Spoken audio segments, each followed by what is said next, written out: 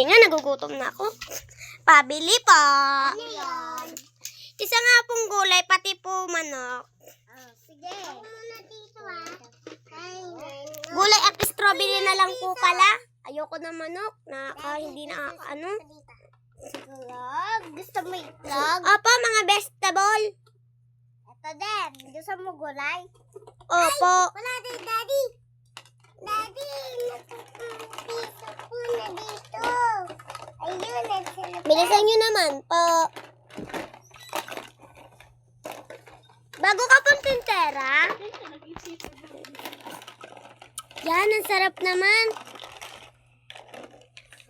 Wait lang. Isko, ikaw ba yan? Oo, bakit? Hindi mo na ako nakikilala. Ako na si Bebang. Di, ikaw si Bebang. At ito yung piso. Ito yung piso. Hindi mo na nakilala ako? Oo. Ay, hindi ko nga pala kayo napuputahan. Nakikilala mo pa rin ako si Bebang, na. Hala, may Hindi. Na. Oo.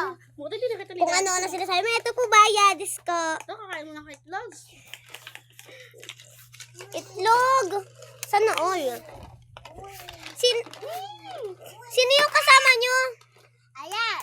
Ang aking tulungan. Bilisan nyo, pengin na. Nagugutom na ako. Daddy, ito na sinasabi ng itlog, Daddy po. Daddy. Nagugutom na tayo. Gusto ko na kumain ga.